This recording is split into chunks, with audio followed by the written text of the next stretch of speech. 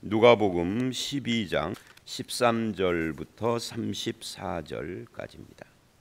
이 누가복음 아침 묵상과 제가 하는 주일날 설교가 겹쳐서 얼마 전에 설교했던 내용이 오늘 말씀이고, 내일 묵상 말씀이 이제 이번 주 제가 설교해야 할 말씀이기도 합니다. 이런 경우가 가끔 있어요. 매일 성경으로 하다 보면. 근데 이제 새벽에 매일 성경으로 하는 이 묵상은 비교적 주일 설교보다는 가볍게 성경을 보는 것이라고 할 수가 있어요. 연구를 하거나 이렇게 하기보다는 그런 것이 있어서 조금 약간 좀 다르기는 합니다. 해석이 다르다든지 이런 건 아니고요. 예, 그렇습니다. 누가 제일 곤란할까요? 설교하는 사람이 제일 곤란하죠. 같은 이야기를 두 번 해야 하니까. 그러나 또 매일 성경의 장점도 있어요. 주일 설교는 본문이 짧은데 이 매일 성경은 길어서 두 번 설교를 지금 오늘 한 번에 보고 있는 거나 마찬가지잖아요. 자, 그건 그렇고요.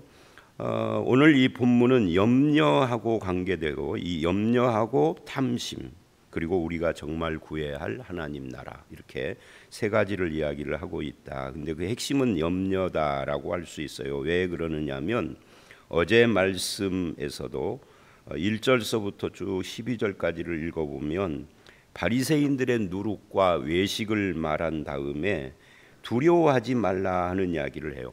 여기서 이제 두려워하지 말라는 것은 바리새인들이나 세상의 핍박하고 관계가 되는 거죠. 그러면서 두려워하지 말라라는 말을 4절, 5절에서 굉장히 여러 번 이야기를 합니다. 원문을 보면 더 많이 이야기가 나와요. 그러면서 참새 5마리가 두 아사리온에 팔리는 것이다.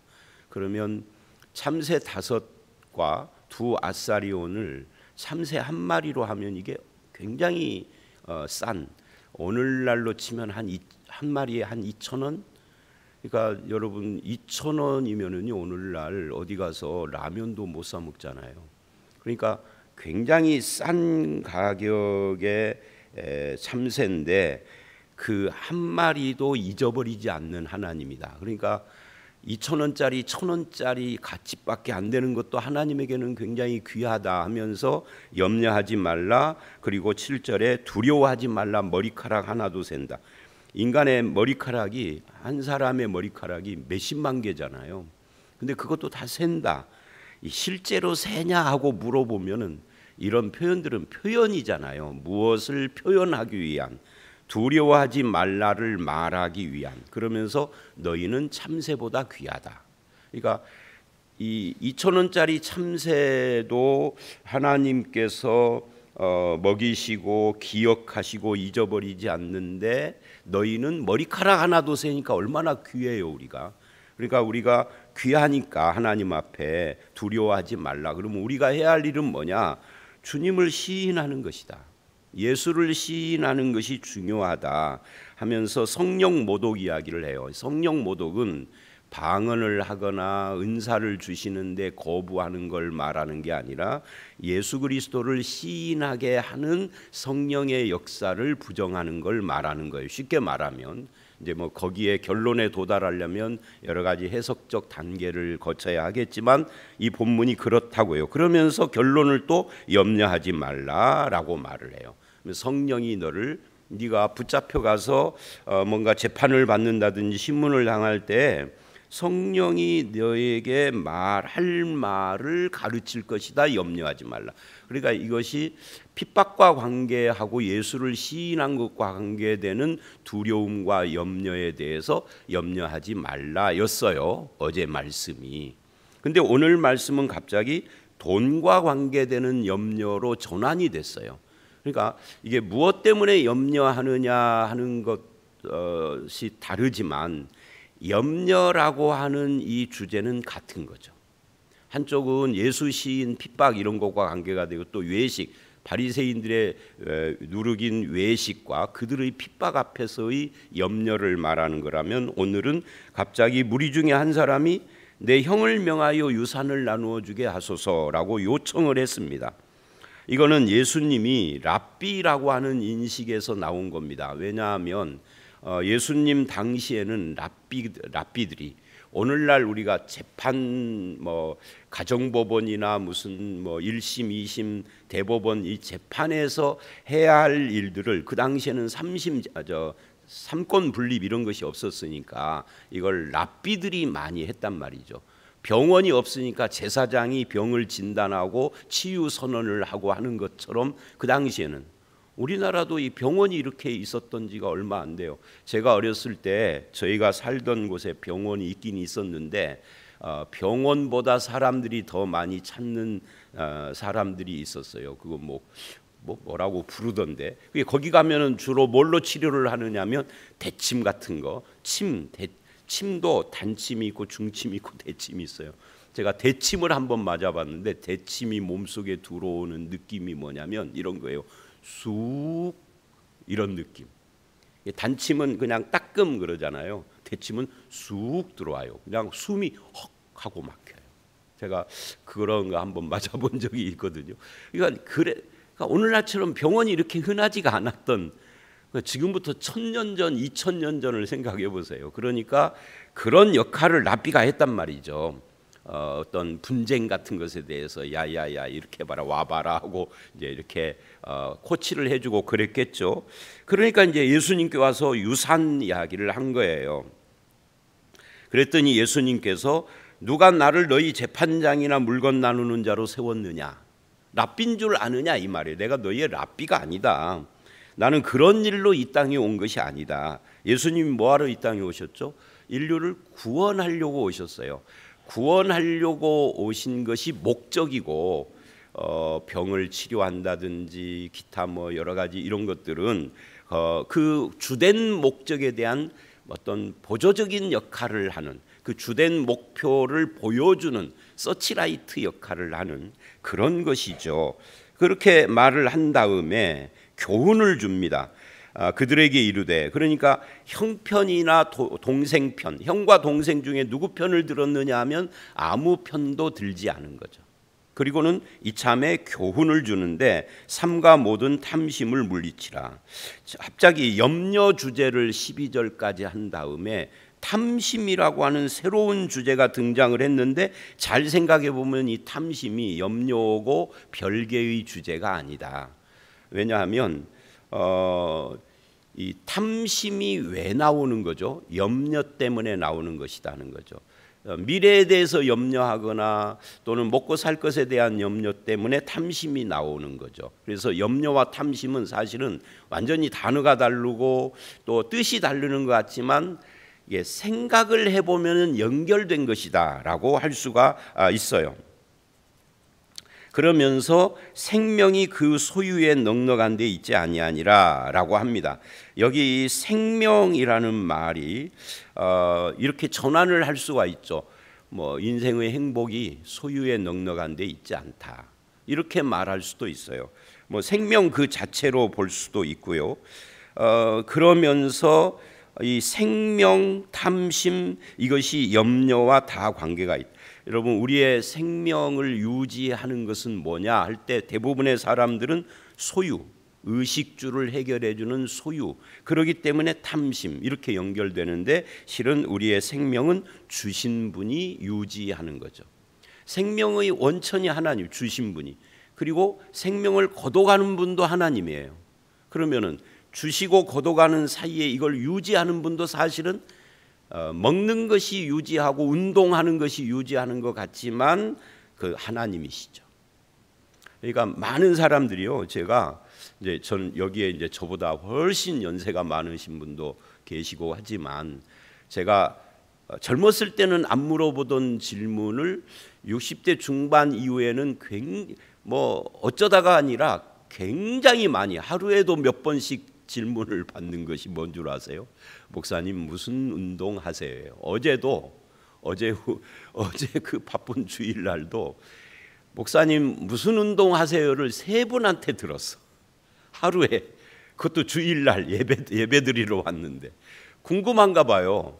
무슨 운동을 하기에 70이 넘었는데 건강해 보일까? 근데 어떤 분이 어제는 목사님 어제는 얼굴이 안 건강해 보이던데요 하고 저한테 전화 온 분도 있기는 있는데 하여튼 그런가 봐요. 제 대답은 뭐냐면요, 아파트를 10층까지 매일도 아니요, 가끔 올라가는 거 걸어서 말고 운동하는 것이 없습니다. 왜 운동을 물어볼까요? 우리의 생명을 유지하는 것은 운동이다. 특히 나이 먹은 사람들은 그런 생각을 하는 거죠. 근데 성경은 뭐라 그러냐면 네 생명 주신 분 하나님, 거둬가시는 분 하나님, 중간에 유지하는 분 하나님, 이렇게 말을 한다고요. 이게 운동이 안 좋다 그 말이 아니고요. 이 운동을 다시 물질, 돈, 소유로 전환을 하면 생명 주신 하나님이 네 생명을 유지하는데 너는 물질이 네 생명을 유지한다라고 생각하는구나. 뭐 이런 이야기를 지금 하는 거예요. 넉넉한 데 있지 않다. 그리고는 이제 비유를 말씀을 합니다. 한 부자가 있다. 이 비유를 잘 보면은 이 부자는 소출이 풍성해요. 부자인 거죠. 그러니까 부자에다가 소출이 풍성하니까 나날이 그 재산이 늘어가고 있다. 그래서 심중에 생각을 합니다. 내가 곡식 쌓아둘 곳이 없다. 부자인데 없겠어요? 있는데 이미 있는 곡식이 부족한 거죠. 그래서 내가 곡식을 헐고 더 크게 짓겠다. 그게 18절이죠. 그리고는 19절. 그랬으니 이제 더 크게 짓게 되면 내 영혼아 여러 해 쓸 물건을 많이 쌓아두었으니 평안히 쉬고 먹고 마시고 즐거워하자. 이 평안히 쉬고 먹고 마시고 즐거워하자를 새로운 단어로 바꾸면 뭐겠어요?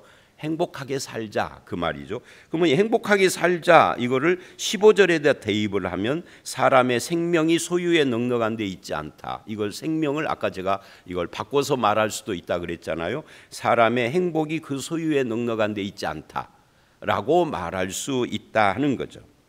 이 사람은 어떤 사람이냐면 영혼의 존재를 믿었어요. 그러니까 뭐예요? 종교인이죠. 근데 예수님 시대의 이 가나안 땅의 종교는 여호와 종교밖에 없으니까 여호와 하나님을 믿는 사람인데 이 비유에 등장은 실물은 아니에요. 실물 인간은 아니고 비유입니다. 그러니까 하나님을 믿는 사람이고 영혼의 존재도 믿고 영혼의 존재를 믿으면 내세도 믿는 거 아니에요. 그런데 이걸 다 믿는데 그런데 딱 하나 행복은 물질에 있다. 이렇게만 말해. 이거 하나만 틀린 거예요. 그것이 어떻게 보면 우리들의 모습이기도 하지 않겠습니까? 그래서 하나님이 평가하는 겁니다. 20절 어리석은 자요. 근데 과연 이 부자는 어리석은 자인가? 세상적인 기준에 의하면 어리석은 자가 아니에요. 왜? 열심히 일을 했기에 부자가 됐고 그리고 부자 된 것에 멈추지 않고 미래를 계획하고 그래서 창고도 짓는다라고 하는 말을 하는 거 보니까 상당히 유능한 사업가고, 그죠? 이 사람이 일을 하고 장사를 하고 사업을 하면 실패하는 법이 없죠. 거기다가 종교까지 있으니 이 사람은 어리석은 자라고 말할 수 없어요. 하나님까지 믿고 있으니. 그런데 하나님은 어리석다고 그래요. 왜 어리석으냐? 이게 이제 오늘 우리의 질문인 거죠. 그러니까 오늘 말씀은 탐심 이야기, 유산 나누는 이야기로 시작을 했는데 어리석은 자로 지금 마무리가 되고 있는 거예요. 이 첫 번째 이야기가 21절까지가 첫 번째 문단이잖아요. 하나님의 평가가 어리석은 이유가 뭐냐? 이렇게 말을 해요. 오늘 밤에 내 영혼을 도로 찾으리. 생명 주신 분이 하나님이니까 찾아가시는 분도 하나님이다. 근데 이 땅에 우리를 언제 보내실 것이냐 하는 것도 내가 결정하지 않았잖아요. 여러분 가끔 이런 생각 안 해보셨어요? 내가 이 조선 말 일제 초기에 태어났으면 어떻게 살았을까? 진짜 힘들었을 것 같아요. 아니면 조선 중기나 조선 초기에 태어났다면 어떻게 살았을까? 양반은 아닌데 우리 집이, 그죠? 우리 집은 양반 가문은 아니에요. 양반 가문은 아닌데 뭐 이렇게 역사를 찾아보면은 중인 정도 되겠더라고요. 중인. 옛날에 우리는 양반 쌍놈 이렇게 했잖아요. 근데 사실은 중인이 있었어요. 중인. 중인들은 주로 이제 직업적으로 이걸 나누는 건데. 그러면 사는 것이 엄청 힘들었을 것 같아요. 그죠? 굉장히 힘들었어요. 더군다나 저는 어렸을 때부터 몸이 좀 쇠약했거든요. 저는 어렸을 때 이런 쓸데없는 이야기네. 100m 달리기만 해도 얼굴이 붉어지고 이런 체질이었는데 야, 일찍 죽었겠다 이런 생각도 하고요. 단명했겠다. 그런데 다행히 20세기에 태어났잖아요. 어려운 시절이지만 6.25 직후에. 요즘 태어난 애들은 더 행복하겠죠. 그거 누가 정한 거예요? 내가 정한 게 아니에요. 하나님이 정하신 거예요. 오는 거. 언제 왔느냐, 어떤 가문에 태어나느냐, 어떤 지역에 태어나느냐. 내가 하필이면 전라도에 태어났어. 서울에서 중고대학을 다니는데 사람들이 나보고 도둑놈이나 사기꾼이래. 전라도에서 태어났다고. 경상도에서 태어나지 않은 이유가 뭔지 난 몰라요. 그럼 나는 언제 갈까? 모르죠. 하나님만 아시죠. 어떻게 갈까? 모르죠. 그러니까 오는 것도 가는 것도 모르는데 지금 하나님이 오늘 밤이다. 그게 이렇게 말한다면 그 오늘 밤이면은 네가 준비한 거 누구 것이 되느냐? 네 것이 아니다는 거죠. 이것이 돈만 그러나요? 지위, 학식 다 오늘 내가 하나님 앞에 간다고 하면 다 내 것 아닌 거죠. 다 내려놓고 이게 정사인지 야사인지는 몰라요. 즉 진실인지 거짓인지는 모르는데 알렉산더가 자기 손을 관 양쪽에다 구멍 뚫어서 이렇게 밖으로 내놓으라고 했다고 그러잖아요. 알 수는 없어요. 진짜인지 아닌지는. 그냥 그런 전설 따라 내려오는 말이 있어요. 알렉산더가 왜 그랬는지는 모르지만 그러니까 빈손으로 간다 이런 거겠죠.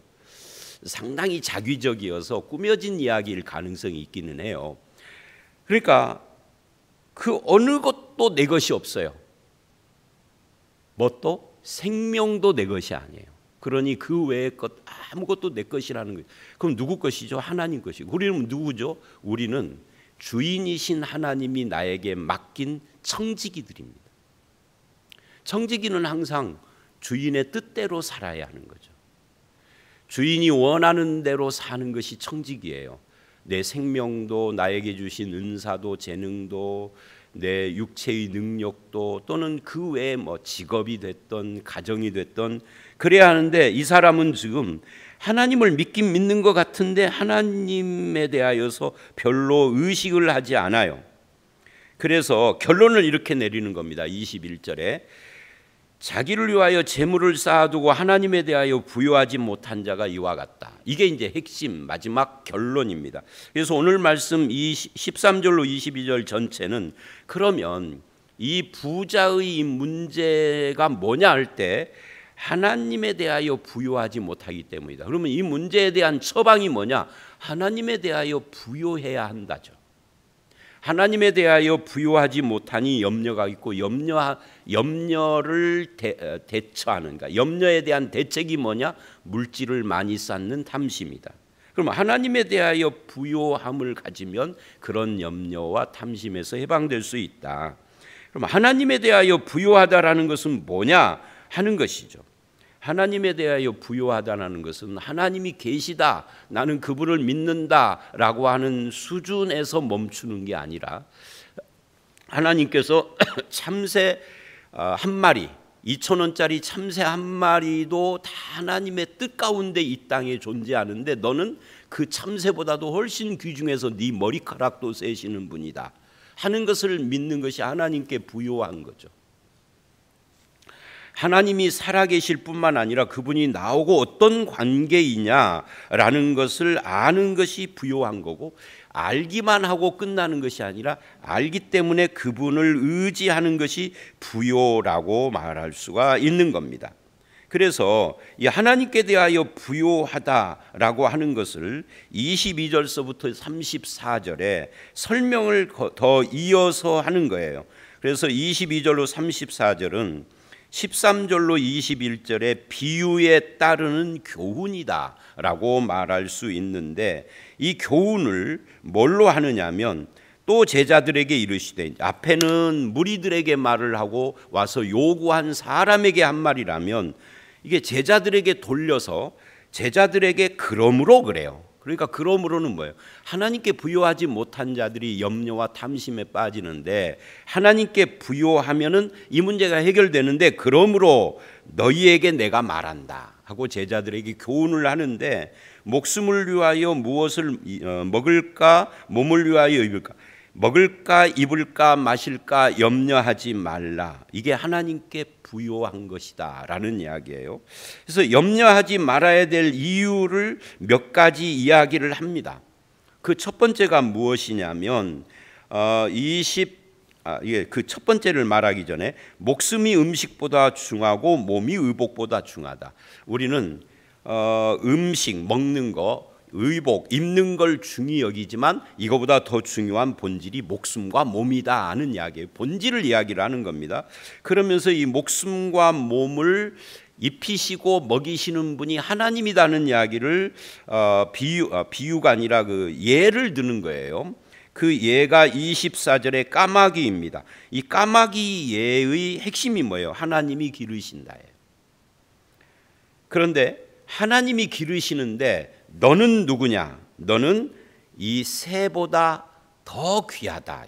앞에 머리카락 이야기하면서 그 참새 한 마리보다 네가 더 귀하다라고 한 거고 똑같은 거죠. 이 까마귀라고 하는 것이 율법에 의하면 부정한 새예요. 부정한 새는 뭐죠? 만져서도 안 되고 잡아 먹을 수도 없어요. 참새는 잡아 먹을 수 있는 식용입니다. 까마귀는 이스라엘은 먹을 수 없는 거예요. 근데 먹을 수도 없고 만질 수도 없는 까마귀를 기르고 입히시고 먹이시는 분이 하나님. 이게 까마귀라고 하는 것이 괜히 등장을 한 게 아닙니다. 부정한 새도 먹이시는 하나님이 내 백성인 제자들 너희를 먹이지 않겠네. 이걸 이야기를 하는 겁니다. 그래서 네가 더 귀하다 이 말하려고 하는 거죠. 또 25절 또 다른 예를 말을 해요. 너희 중에 누가 염려함으로 그 키를 한 자라도 더 할 수 있느냐. 근데 이 키라는 것이 그냥 키 자체를 놔둬도 상관은 없는데 이 키라는 말이 원어가 목숨이라는 말이에요. 그것을 한 자라도 이 말은 한 시간이라도. 그러니까 우리가 염려함으로 죽기 직전에 내가 염려를 막 나 지금 죽으면 안 되는데 나 죽고 싶지 않은데 막 염려를 해서 한 시간 수면을 연장할 수 있느냐? 없죠. 아니 없는 정도가 아니라 한 시간 수면 연장해서 의미가 뭐 있어요? 한 시간 더 사는 것보다 실은 죽을 때는 한 시간 빨리 죽는 게 더 편한 거거든. 그러니까 염려하지 말라는 거예요. 하나님께서 네가 염려로 할 수 있는 일이 아무것도 없다. 그걸 지금 이야기를 하는 겁니다. 중요한 것은 목숨을 주시고 주관하고 가져가시는 하나님을 의지하는 것. 그게 뭐예요? 하나님께로 부유한 것이다 라는 이야기를 해요. 그런즉 26절 가장 작은 일도 못하면서 여기서 가장 작은 일이 뭐예요? 바로 그 키를 한 자 목숨을 한 시간 연장하는 것은 하나님이 볼 때는 아주 작은 일이에요. 그 키 작은 아이를 둔 부모님들은 굉장히 염려를 해서 키 크는 비결 찾아서 막 한약방도 가고 무슨 약도 새먹이고 뭐 뼈에다 뭐를 하는 뭐도 하고 한다고 그래요. 그죠? 그렇게 신경을 쓰는 것이죠. 근데 그거를 하나님이 이러는 거예요. 그 가장 작은 일이라고. 뭐에 비하면 본질, 목숨에 비하면 작은 일이다 하는 거예요. 그래서 그 작은 일도 못하는데 뭐 다른 일을 염려하느냐. 그러면서 또 예를 들어 백합화를 생각해봐라. 솔로몬의 영광보다도 더 나은 영광을 가지고 있는 것이 백합화다. 솔로몬은 돈이 엄청 많은 부자잖아요. 근데 백합화가 더 영광스러운데 그런데 그 백합화를 입히는 분이 누구냐? 하나님이다. 그러면서 이래요. 오늘 있다 내일 아궁이에 던져지는 이 들풀, 그게 백합화죠. 그것도 하나님이 이렇게 입히 부정한 새인 까마귀를 먹이는 하나님이 오늘 있다가 내일은 아궁이에 들어가는 들풀도 입히시는데 그 들풀이 솔로몬보다 더 영광스러운데 하물며 너희일까 보냐. 너는 내 새끼다는 거죠.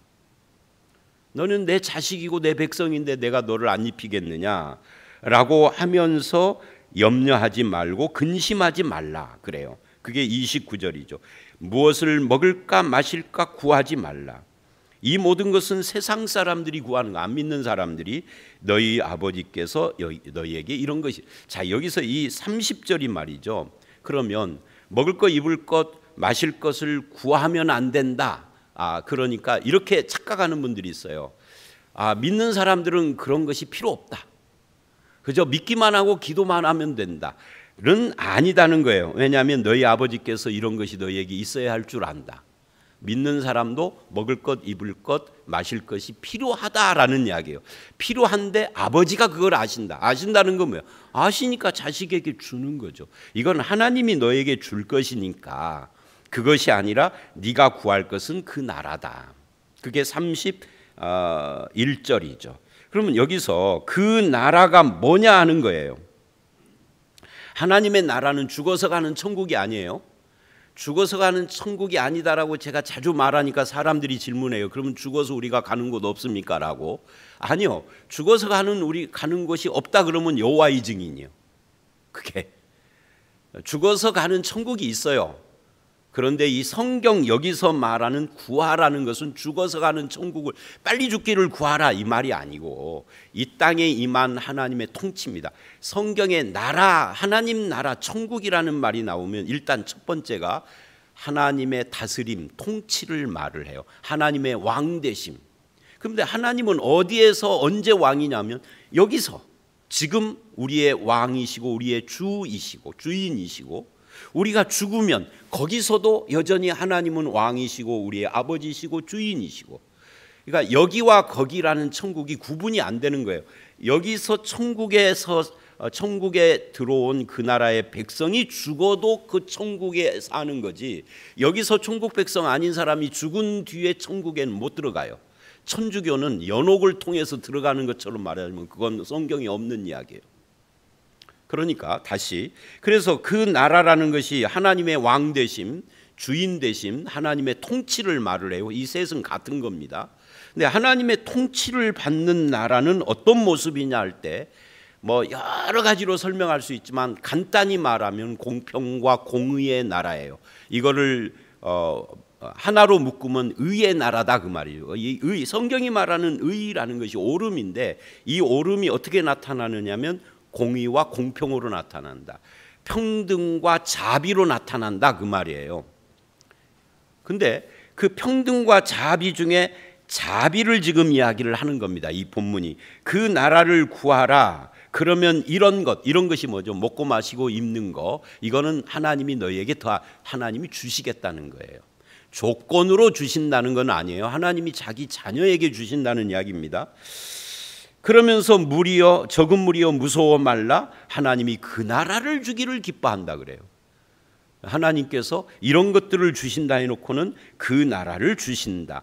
구하면, 그러니까 하나님 너희가 그 나라를 구하라. 그 나라를 구하면 죽어서 60평 아파트를 천국에다 지어놓고 너를 기다린다가 아니라 그 나라를 구하면 그 나라를 주신다예요. 그죠? 이 구조를 아시겠죠? 그러면 그 나라를 구하는 것이 의고, 의는 공의와 공평인데 여기서는 이 공의, 자비를 이야기를 하는 겁니다. 누구에게? 좀 연약한 자에게, 부족한 자에게, 좀 힘없는 자에게 자비를 베푸는 건데 그걸 33절에서 구제라고 하는 겁니다. 그리고 그 구제를 뭐예요? 구제를 하늘에 쌓는 것이다 라고 해요. 하늘이 뭐죠? 하늘이 그 나라예요. 그럼 하늘에 쌓으면 주님께서 뭘 주시죠? 그 나라를 주시는 거예요. 여러분, 우리에게 천국보다 더 크고 더 복되고 더 영광스러운 축복이 있나요? 없나요? 만약에 천국보다 더 크고 영광스럽고 더 복되고 큰 복이 있다고 하면은 그 사람 이상한 사람이에요. 그러니까 다시 이 마지막 구조를 보십시오. 그 나라를 구하면 그 나라를 주는데, 그렇다면 그 나라를 위하여서 하늘의 보물을 쌓아라. 하늘의 보물을 쌓으면 아파트 60평짜리를 주겠다가 아니라 그 나라를 주겠다요. 즉 하나님이 영원히 너를 다스리고 너와 함께하며 너의 아버지로서 영원히 죽은 뒤에까지도 영원히 너와 함께할 것이라는 이야기잖아요. 그죠? 그래서 이게 보물이 있는 곳에 마음도 있다. 그래서 우리의 보물을 구제, 즉 자비를 위하여서 쓰는 것이 이것이 하나님으로 부요한 자다라고 결론을 내린 겁니다. 그래서 이게 유산을 나누게 하소서 한 사람에 대해서 이제 대답을 하고 제자들에게 교훈을 하면서 너희는 그 나라를 위하여 살라 이렇게 말을 한 겁니다. 그 나라를 위하여 사는 방법 중에 하나가 복음을 전하는 것이고 사람들에게 자비를 베푸는 건데 그 자비가 꼭 돈으로만 베푸는 게 아니에요. 예를 들면 여러분 중에 나는 돈이 없는데 하는 사람은 여러분이 가지고 있는 신앙을 나누거나 여러분이 가지고 있는 이 말과 마음 씀씀이로 사람을 섬기고 돕고 세우고 하는 일을 하는 게 다 자비죠. 섬기는 삶, 나누는 삶, 베푸는 삶을 사는 것이 그 나라를 구하는 것이다 라고 말을 하는 거예요. 자, 여기까지 여러분 우리는 하나님 나라에 하나님을 우리의 왕이요 우리의 아버지로 둔 사람들이고 그분은 우리에게 있어야 할 것을 아시는 분이며 그 하나님으로 부요한 삶을 살면 하나님께서는 우리에게 그 하나님의 그 보호하심과 공급하심과 그 나라를 우리에게 주시는 그런 축복이 우리에게 있는 겁니다. 그렇게 살아가심으로 늘 주님으로 부요한 저와 여러분들이 되시기를 주의 이름으로 축원합니다. 함께 기도하겠습니다. 하나님 아버지, 우리는 늘 염려하면서 살지만 하나님께서는 염려 근심 걱정하지 말고 하나님으로 부유하며 하나님의 나라를 구하라고 합니다. 주님, 주님의 나라를 구하는 자가 되게 하시고 하나님의 아버지 되심과 우리의 왕, 우리의 주 되심을 잊어버리지 않고 살아가는 저희들이 되게 해 주시옵소서. 오늘 이 하루도 주님께서 주시는 것으로 살고 주님의 영광을 드러내며 사는 저희들로 삼아 주시기를 원하옵고 예수님 이름으로 기도드려 싸움나이다. 아멘.